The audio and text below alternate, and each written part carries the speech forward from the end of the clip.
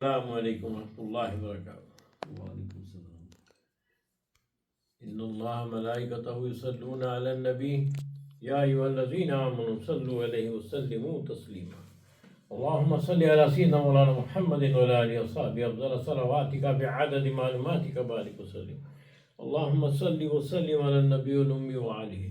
اللهم صل على بدر التمام، اللهم صل على نور الظلام، اللهم صل على مفتاح دار السلام، اللهم صل على شفيع في جميع الأنام۔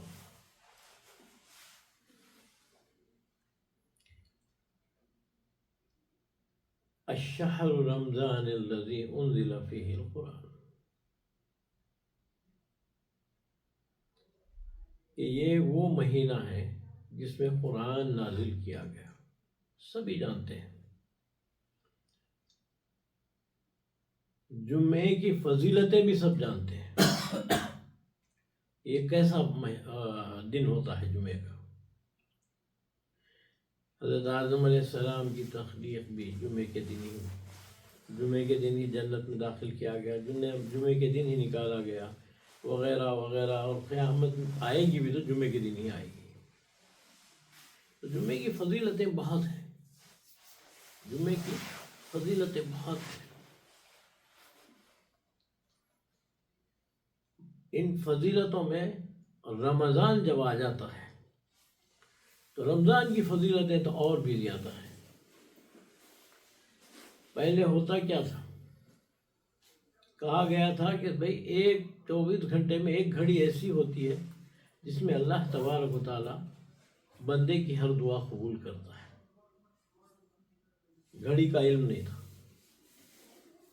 وہ گھڑی کون سی ہے، اگر پتا ہوتا تو سارے بندے بیٹھ جاتے کہ بھئی وہ گھڑی آ رہی، نہیں، اللہ نے چھپا رکھا تھا۔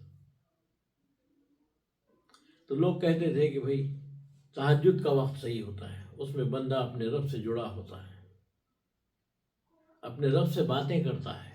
جب سجدے میں ہوتا ہے بندہ تو اللہ سے باتیں کرتا ہے، اس کے آگے اپنی معروضات رکھتا ہے، اس کی رضا تلاش کرتا ہے۔ پھر ہوا کیا، اور بھی جستجو ہوئی تو بولے جمعے کے دن ہوتی ہے، یہ دن میں جو ہے نا بڑی اہمیت ہے۔ پھر جستجو ختم نہیں ہوتی ہے، اب تو دن بھی مل گیا تو بولے دن میں کون سی گھڑی ہوتی ہے۔ اب دن میں بھی جو تلاش کیے تو پتہ چلا کہ عصر اور مغرب کے درمیان جمعے کے دن یہ گھڑیاں جو ہے نا بہت اہم ہوتی ہیں، اس میں سے کوئی ایک گھڑی ہوتی ہے۔ تو اللہ والے اور تلاش میں تھے، اور تلاش میں تھے، تو اللہ تبارک و تعالیٰ نے رمضان المبارک کو بھیج دیا۔ اب جب رمضان مبارک آیا تو اپنے ساتھ بے شمار رحمتیں لے آیا، رحمتوں کا طوفان لے آیا ہے۔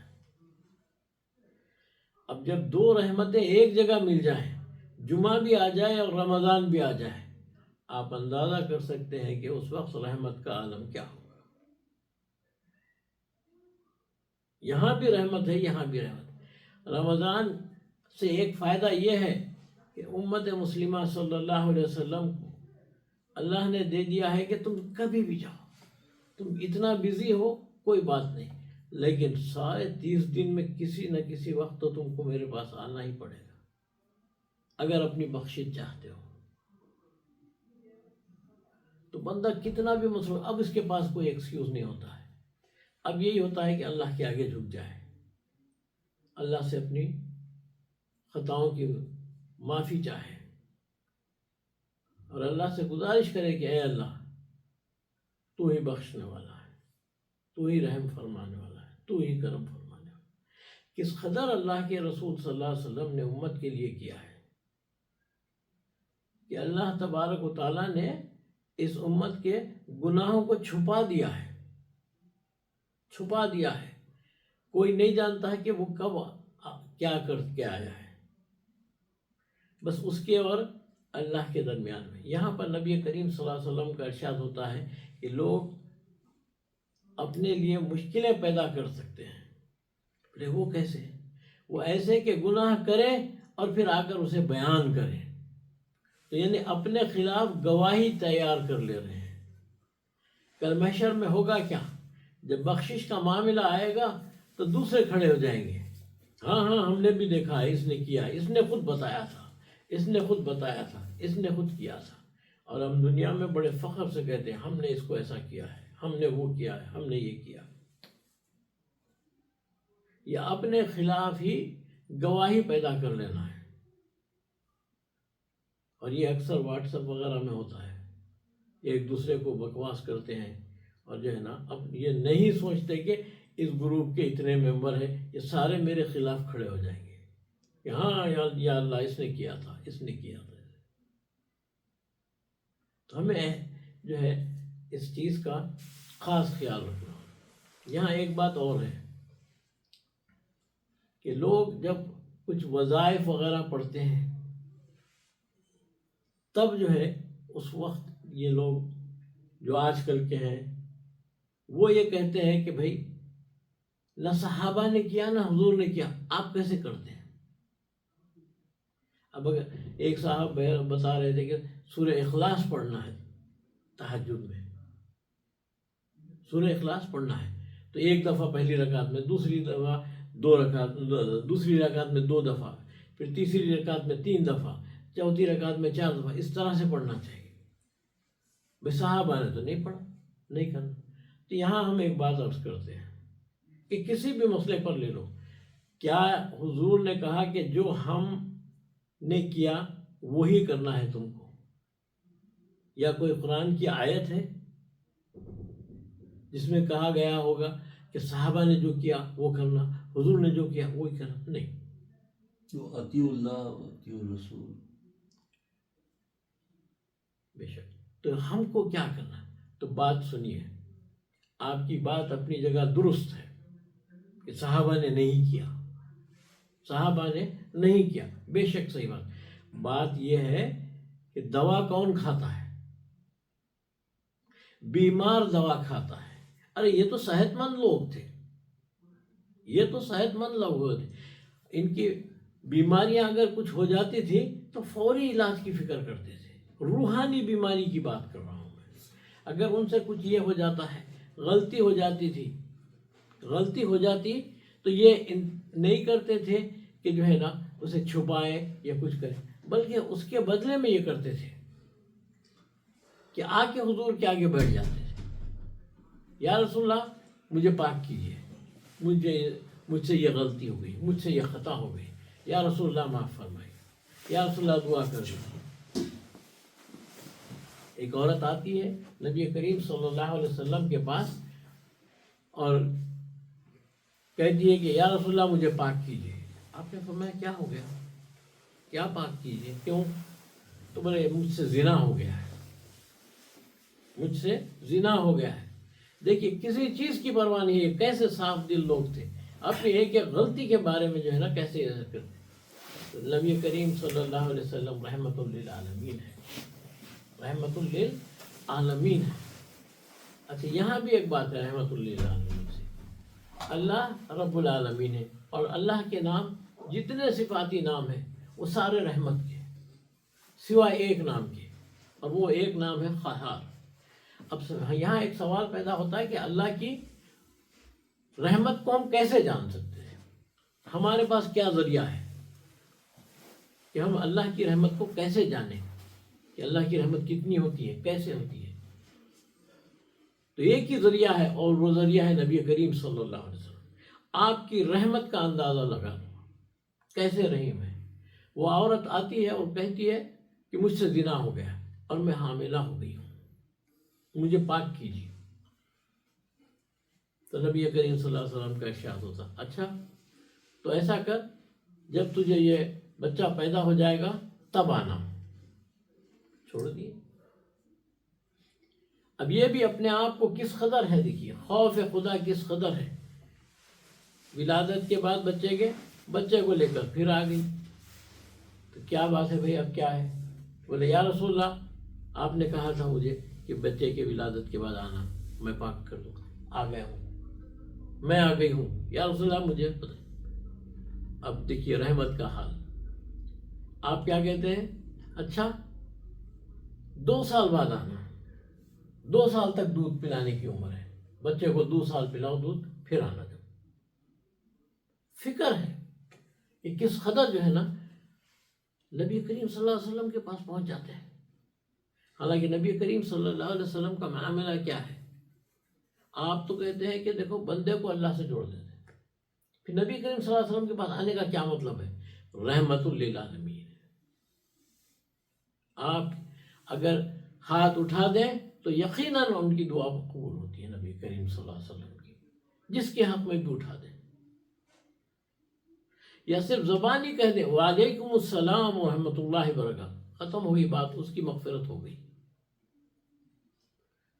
تو صحابہ کرام کا معاملہ یہ تھا کہ وہ اپنے گناہوں پر بڑے نظر رکھتے تھے، اپنے اعمال پر بڑی نظر رکھتے تھے.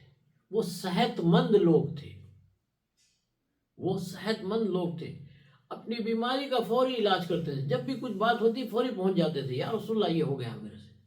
یہ فکر نہیں کرتے تھے کہ کیا کہیں گے لوگ، دنیا کیا کہے گی، برادری میں ہمارا کیا نام ہو جائے گا، کیسے ہو جائے، اس کی کوئی فکر نہیں. فکر ایک ہی تھی کہ اللہ راضی ہو جائے، ہم سے غلطی ہو گئی ہے. ایک صحابی رسول سے غلطی ہو جاتی ہے تو آ کے کیا کرتے ہیں؟ مسجد نبوی میں پلر کو اپنے باندھ لیتے ہیں، بیٹھ جا بولتے. یہ فکر ہی نہیں ہے کہ کون دیکھ رہا ہے، کیا دیکھ رہا ہے، کیا بولیں گے، کیا ہو رہا. ایک ہی چیز کی فکر ہے، اللہ اور اللہ کا محبوب ہم سے راضی ہو جائے. نبی کریم صلی اللہ علیہ وسلم آتے، ارے اس نے ایسے کیوں کر لیا اپنے آپ کو، میرے پاس آ جاتا، میرے پاس آ جاتا. اب جب اس نے کر ہی لیا ہے تو اب اس کے پاس وہیں رہنے دے. پھر اللہ کی رحمت آتی ہے اور جو ہے نا اسے پھر قرآن میں اس کا ذکر آ جاتا ہے، اسے بخش دیا جاتا ہے، اسے معاف کر دیا جاتا ہے. اچھا وہ صحابی ہے کہ رسول بھی کیسے اس پلر سے ہٹتے نہیں ہیں. تو لوگ بولے ارے اب تو آیت آ گئی نا، اب کیا ہے، باہر آ جاؤ، اب ختم ہو گئی بات. تو بولے نہیں، یہ رسی کو نبی کریم صلی اللہ علیہ وسلم آ کے کھولنا. اب نبی کریم صلی اللہ علیہ وسلم آ کے اسے کھولنا. اپنے گناہوں پہ کس قدر جو ہے نا نادم ہوتے تھے. تو یہ صحت مند لوگ تھے. ہم بیمار ہیں، ایسی کون سی بیماری ہے ہمارے پاس جو نہیں ہے؟ ہم بیمار لوگ ہیں، ہم بیمار لوگ ہیں. اسی لیے ہم کو ضرورت ہوتی ہے کثرت سے پڑھنے کی، اسی لیے ہمیں ضرورت ہوتی ہے اللہ والوں کی. اب یہاں سے اللہ والوں کی بات کہاں سے آ گئی؟ ہاں، یہاں سے اللہ والوں کی بات قرآن سے آتی ہے. یا ایھا الذین آمنوا اتقوا اللہ کونوا مع الصادقین. سچوں کے ساتھ ہو جاؤ، سچوں کے ساتھ ہو جاؤ، اللہ کے ساتھ. تو سچے. اب پھر یہاں پر لوگ کہتے ہیں آپ کو کیا معلوم صاحب، وہ سچ اللہ والا ہے، وہ فلاں ہے، یہ ہے. تو پھر ہمارا بھی جواب یہی ہوتا ہے، درخت کی پہچان اس کا پھل ہوتا ہے. درخت کی پہچان اس کا پھل ہوتا ہے. تو اس شخص کے اعمال کو دیکھنا پڑے گا، اس کی صورت کو دیکھنا پڑے گا، اس کے ساتھ بات کر کے دیکھنا پڑے گا کہ وہ کیسا ہے. تبھی آپ جان سکیں گے کہ یہ اللہ والا ہے یا نہیں.